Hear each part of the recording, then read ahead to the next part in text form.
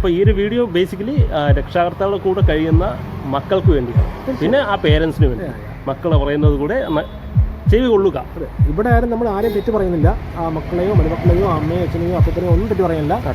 ഈ പ്രായമാകുമ്പോഴേ ഈ ചില രക്ഷാകർത്താക്കൾ, എല്ലാവരും പറയുന്നില്ല, ചില രക്ഷാകർത്താക്കൾ ഇവർ പറഞ്ഞാൽ കേൾക്കാൻ ഇത്തിരി ബുദ്ധിമുട്ടാണ്, കഠിനാധ്വാനം ചെയ്യും.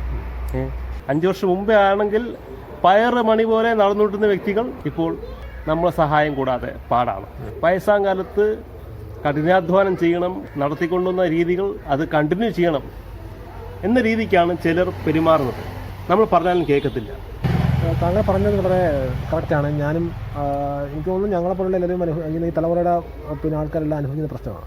കാരണം പ്രത്യേകിച്ചും നമ്മുടെ ലൈഫ് സ്റ്റൈലൊക്കെ മാറി. 1980s മറ്റോ അല്ല ഇപ്പോഴത്തെ ലൈഫ് സ്റ്റൈൽ എന്ന് പറയുന്നത്.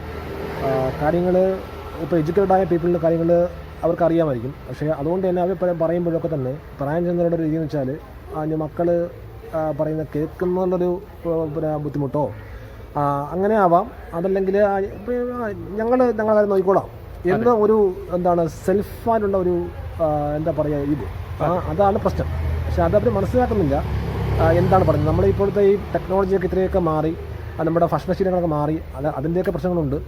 ഒപ്പം തന്നെ ഇപ്പോൾ ഒരു മെഡിക്കൽ ഫെസിലിറ്റീസ് വന്നാൽ, മെഡിക്കൽ സിസ്റ്റം വന്നാൽ തന്നെ അതായത് ഒരു പേഷ്യൻ്റ് ആയിക്കഴിഞ്ഞാൽ എന്തൊക്കെയാണ് കാര്യങ്ങൾ ഡോക്ടർമാരെ കൃത്യമായി പറയുന്നുണ്ട്. അപ്പോൾ അതുകൊണ്ട് തന്നെ ഡോക്ടർമാരെ കൺസൾട്ട് ചെയ്യുന്നതനുസരിച്ച് നമ്മൾ എന്ത് ചെയ്യുക, അത് അനുസരിക്കാൻ വേണ്ടത്. അതപ്പോൾ ഞാൻ ചെയ്തേ പറ്റൂ, അല്ലെങ്കിൽ ഞാൻ ചെയ്യുന്നതാണ് ശരി എന്നതിനപ്പുറം മറ്റ് ഒരു ഇതും കൂടെ, അതായത് പറയുന്നത് എന്താണെന്ന് മനസ്സിലാക്കി, അല്ലാതെ ഇവിടെ കമാൻഡിങ്ങോ അല്ലെങ്കിൽ അതിൻ്റെ ഒരു ഒബയിങ്ങോ അല്ല, അതായത് ആജ്ഞയും അനുസരണയല്ല വരുന്നത്, മറിച്ച് കാര്യങ്ങളുടെ പോസിറ്റീവായ കാര്യങ്ങൾ പറയുമ്പോൾ അത് ഉൾക്കൊള്ളാൻ നമ്മുടെ മാതാപിതാക്കൾ, അതിപ്പോൾ എൻ്റെന്നല്ല എല്ലാവരുടെയും മാതാപിതാക്കൾ അത് തയ്യാറാകുക. മക്കൾ പറയുന്ന കാര്യങ്ങളോ അല്ലെങ്കിൽ ഡോക്ടർമാർ പറയുന്ന കാര്യങ്ങളോ ഒക്കെ തന്നെ എന്തുകൊണ്ടാണ് പറയുന്നത് എന്ന് മനസ്സിലാക്കാനുള്ള പ്രധാനപ്പെട്ട കാര്യമാണ്.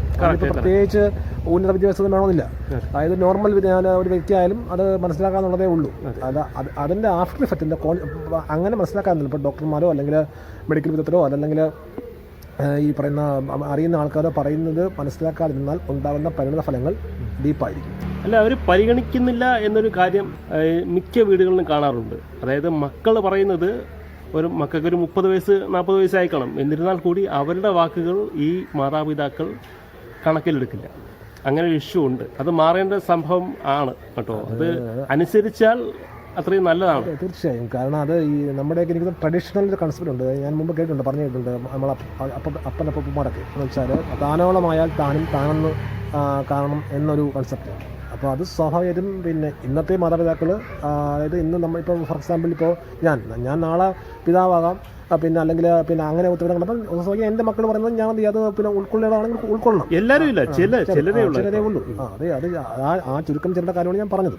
അതായത് അത് മതിയല്ലോ. അപ്പോൾ അതായത് പൊതുവായിട്ടൊരു കോൺഷ്യസ് നമ്മുടെ ഈ ചിലരെന്ന് പറയുമ്പോൾ എല്ലാ കുടുംബങ്ങളിലും ചില കാര്യങ്ങളുണ്ട്, ചില വിഷയങ്ങളുണ്ട്. അതാണ് ഞാൻ പറഞ്ഞ ഉദ്ദേശിച്ചത്. അതെല്ലാം ഇതിപ്പോൾ അവർ തെറ്റാണെന്ന് പറയുന്നതല്ല, ഒരിക്കലും അങ്ങനെ പറയുന്നില്ല. പിണറായി സഖാവ് ഒരിക്കൽ പറഞ്ഞ ഓർമ്മയുണ്ടോ, കോവിഡ് കാലത്ത് വയസ്സായവരെ അങ്ങനെ പറഞ്ഞാൽ ശ്രമിച്ചു നോക്ക്, അനുസരിക്കണമെന്നില്ല, അങ്ങനെ ഒരു വാക്ക് പറഞ്ഞു കോവിഡ് കാലത്ത്. അത് എക്സ്പീരിയൻസ് കൊണ്ട് പറഞ്ഞത്. തീർച്ചയായും.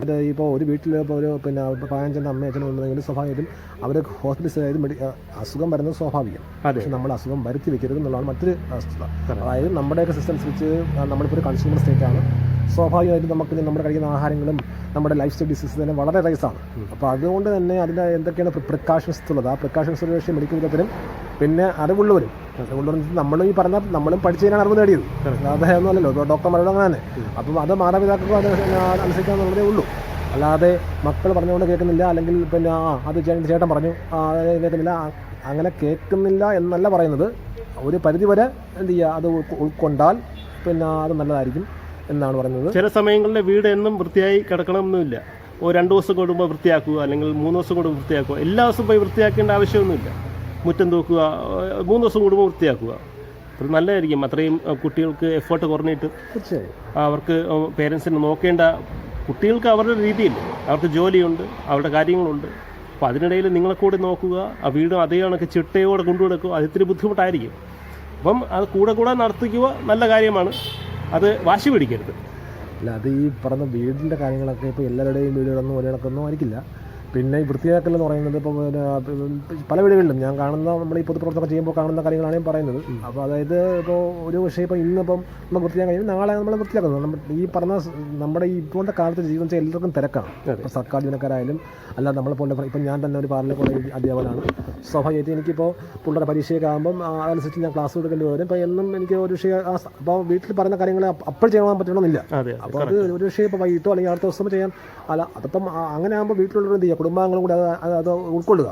അല്ലാതെ ഇപ്പം തന്നെ ചെയ്യണം എന്ന് പറയുമ്പോഴൊക്കെ നമ്മുടെ ബുദ്ധിമുട്ടുകൾ എന്നാൽ ഇത് ചെയ്യണം, തീർച്ചയായും ചെയ്യണം. പക്ഷേ അങ്ങനെ ഒരു സാഹചര്യങ്ങളിൽ നിൽക്കുന്ന ഇത് ഒരു ശാരീരിക അസ്വസ്ഥമുള്ള ഒരു വ്യക്തി ചെയ്യുമ്പോൾ അത് പിന്നെ ഉണ്ടാകുന്ന കോൺസിക്വൻസസ് വളരെ ഡീപ്പായി. പിന്നെ ചില രക്ഷകർത്താക്കളുണ്ട് അവരെ കുട്ടികളെ വീട്ടിൽ തന്നെ പിടിച്ചു വയ്ക്കാൻ നോക്കും. അപ്പോൾ കല്യാണം കഴിഞ്ഞ് ജോലി കിട്ടിയപ്പം വീട് വിട്ട് പോകരുത് എന്നൊരു സ്ട്രാറ്റജി മനസ്സിലാവുന്നുണ്ട്. അപ്പം വീട്ടിൽ തന്നെ പിടിച്ചു നിർത്തുക, വിട്ട് പോകരുത് എന്ന രീതിയുടെ സ്ട്രാറ്റജിയുടെ പാട്ടുമാണ് ഇങ്ങനത്തെ രീതി.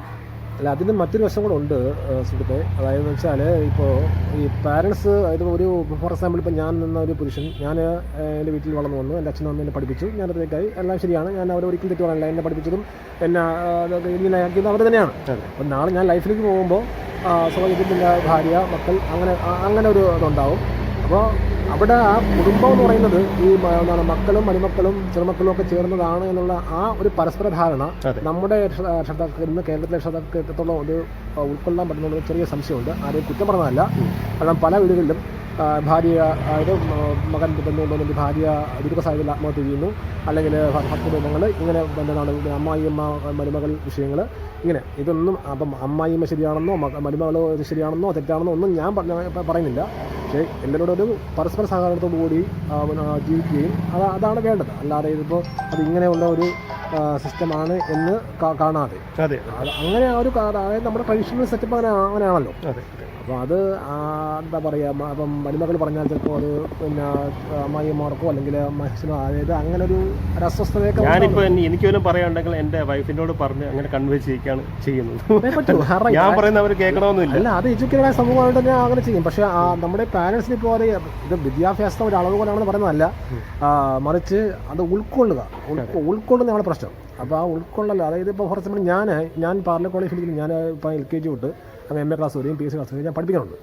ഫോർ എക്സാമ്പിൾ ഞാനിപ്പോൾ കഴിഞ്ഞ അങ്ങ് മാസം ഞാൻ പഠിപ്പിക്കുന്ന ഒരു 3ാം ക്ലാസ് പഠിക്കുന്ന കുട്ടി.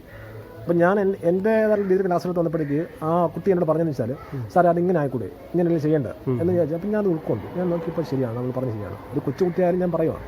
അപ്പോൾ ഞാനത് കീപ്പ് ചെയ്തു. കാരണം വിദ്യാർത്ഥിയാണ് അത്, പക്ഷേ അതിന് 3ാം ക്ലാസ്സിലാണ് പഠിക്കുന്നത്, എന്നാലും അത് പറയുന്ന കാര്യമുണ്ട്. അപ്പം അങ്ങനെയൊക്കെ എന്നാണ് ഞങ്ങൾ. അപ്പോൾ അത് എല്ലാവരും ഇപ്പോൾ എല്ലാവർക്കും അങ്ങനെ പഠനമൊന്നുമില്ല. പക്ഷേ ഒരു പരിധിവരെ അങ്ങനെയൊക്കെ ചെയ്താൽ നമ്മുടെ കുടുംബങ്ങളൊക്കെ നല്ല രീതിയിൽ മുന്നോട്ട് പോകും. നമുക്ക് പരമാവധി നമ്മൾ ഹോസ്പിറ്റലൈസ് ആവാതെ, അതായത് നമ്മുടെ സെൽഫ് ഹൈജീൻ, നമ്മുടെ ലൈഫ് സ്റ്റൈൽ ഡിസീസൊക്കെ കൺട്രോൾ ചെയ്ത് പരമാവധി ഹോസ്പിറ്റലൊന്നും കയറാതെ നോക്കിയാൽ. പിന്നെ ഈ ചില രക്ഷകർത്താക്കളുണ്ട് ഇത് അവർക്കൊന്നും ഉണ്ടെങ്കിലും ഇല്ലാന്ന രീതി കാണിക്കുക. ഇപ്പം കഴപ്പുണ്ടെങ്കിലും കൈക്ക് കഴപ്പുണ്ടെങ്കിലും ഇല്ലാത്ത രീതി കാണിക്കാൻ വേണ്ടി പണിയെടുക്കും. അല്ല, അതിന് പ്രധാന കാരണം വെച്ചാൽ മക്കൾ നോക്കുമ്പോൾ എന്നൊക്കെ നമ്മളുടെയൊക്കെ ഈ ഒരു ട്രഡീഷണൽ സിസ്റ്റത്തിൻ്റെ പ്രശ്നമാണ് ഇപ്പോൾ. അതായത് ഇപ്പോൾ മിക്കവാറും ഞാൻ എൻ്റെ സുഹൃത്തുക്കളൊക്കെ പറഞ്ഞത് അങ്ങനെ തന്നെയാണ്. കാരണം എന്താ പറയുക, നമ്മളിപ്പോൾ പൊന്നുകൊണ്ട് പിടിച്ചു വെച്ച് കൊടുത്താലും വാർദ്ധക്യം വന്നു എന്നാലും അക്സെപ്റ്റ് ചെയ്യാൻ തയ്യാറല്ല. അങ്ങനെ ഒരു വാർദ്ധക്യം സ്വന്തമായിട്ട് അക്സെപ്റ്റ് ചെയ്യാൻ തയ്യാറല്ല. അപ്പോൾ അങ്ങനത്തെ ഒരു ചെറിയൊരു ട്രോമയുടെ പാട്ടുമാണ്. അതെ, അത് നമ്മുടെ നോർമൽ ക്യാരക്ടറിലും മാറണം. ഇത് ഇത്രയും പറയുമ്പോഴും ഇപ്പോൾ സുഹൃത്തായാലും ഞാനായാലും അതല്ല നമ്മുടെ പിന്നെ യുവാക്കളായാലും ആക്കും. അതായത് നമ്മുടെ മാതാപിതാക്കളിൽ നമുക്ക് യാതൊരുവിധ പ്രശ്നങ്ങളുമില്ല. പിന്നെ നമ്മുടെ വീട്ടിൽ വരുന്ന മരുമക്കളായാലും അവർക്കും പ്രശ്നങ്ങളൊന്നും തോന്നില്ല.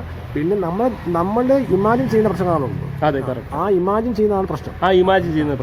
സ്വന്തമായിട്ട് വിചാരിക്കുന്നു. അതെ, ആ ഇമാജിനേഷൻ എന്ന് പറഞ്ഞാൽ അതായത് ഇപ്പോൾ നല്ലൊരു ഏജ് ഗ്യാപ്പ് വരുന്നുണ്ട്. ഞാൻ പറഞ്ഞത് ഇപ്പോൾ ഫോർ എക്സാമ്പിൾ ഇപ്പോൾ 1980s 2025 26 എന്ന് പറയുമ്പോഴേക്ക് നല്ലൊരു ഏജ് ഗ്യാപ്പ് വന്നു. ടെക്നോളജി റൈസ് ചെയ്ത് എല്ലാവരും ബിസി ലൈഫാണ്. അപ്പോൾ അങ്ങനെ ആകുമ്പോൾ ആ കാലഘട്ടത്തിനനുസരിച്ച് നമ്മൾ ജീവിച്ച് മുന്നോട്ട് പോകാനുള്ളൊരു പക്വത, അതാണ് ഉദ്ദേശിക്കുന്നത്. അത് ചിലപ്പോൾ നല്ലതായിരിക്കും പറയുന്നത്. നമ്മളിപ്പോൾ ഒരു എമർജൻസി കണ്ടീഷൻ ഉണ്ടായി, അത് നമുക്ക് സോൾവ് ചെയ്യാൻ പറ്റാത്തതിനേക്കാൾ നല്ലത് നമ്മളെന്ത് ചെയ്യുക. ഇപ്പോൾ ആശുപത്രികൾ ഒക്കെ ഇവിടെ ഉണ്ട്, മെഡിക്കൽ സിസ്റ്റമൊക്കെ ഉണ്ട്. പക്ഷെ നമ്മൾ പരമാവധി നമ്മളെന്ത് ചെയ്യുക, നമ്മുടെ സെൽഫ് ഹൈജീൻ. അപ്പം നശിക്കുന്ന അസുഖം വന്നാൽ ഹോസ്പിറ്റലിൽ പോകണം, തീർച്ചയായും പോകണം. അതാണല്ലോ ഹോസ്പിറ്റൽ പറയുന്നത് തന്നെ. പക്ഷെ നമ്മളെന്ത് ചെയ്യുക, അത് മാക്സിമം നമ്മൾ ഒന്ന് നിയന്ത്രിച്ച് നിർത്തിയാൽ അത് ഇതാണ് കാര്യങ്ങളൊക്കെ ഉൾക്കൊള്ളാൻ പറ്റുന്നത് പറയുന്നത് ചെയ്താൽ അത് കുറച്ചുകൂടി നല്ലതായിരിക്കും. എല്ലാവർക്കും നല്ല ഒരു ലൈഫായിരിക്കും വരുന്നതെന്നാണ് പറയാനുള്ളത്. ഇത്രയും പറയുമ്പോഴും ഞാൻ തെറ്റ് പറയുന്നതല്ല. അപ്പോൾ ഈ ഒരു വീഡിയോ ബേസിക്കലി രക്ഷാകർത്താക്കളുടെ കൂടെ കഴിയുന്ന മക്കൾക്ക് വേണ്ടിയാണ്, പിന്നെ ആ പേരൻസിന് വേണ്ടി. മക്കളെ പറയുന്നത് കൂടെ ചെവികൊള്ളുക. അതെ, ഇവിടെ ആരും നമ്മൾ ആരെയും തെറ്റ് പറയുന്നില്ല. ആ മക്കളെയോ മരുമക്കളെയോ അമ്മയോ അച്ഛനെയോ അപ്പനെയോ ഒന്നും തെറ്റ് പറയുന്നില്ല. വേണം ഒന്നും കൂടെ ഒരു പുനരാലോചിക്കുക. ഇതൊക്കെ ഇങ്ങനെയൊക്കെയല്ലേ വേണ്ടത്. അതായത് അച്ഛനും അമ്മയും നോക്കാതെ ഒരു മനസ്സില്ല. മാതാപിതാ ഗുരുദേവൻ എന്നുള്ളത് ആർഷഭാരത സംസ്കാരത്തിൻ്റെ തന്നെ ഒരു ചൊല്ലാണ്. ആ ചൊല്ല് നമ്മൾ ഇന്നും ഉൾക്കൊള്ളും. Thank you. Amazing!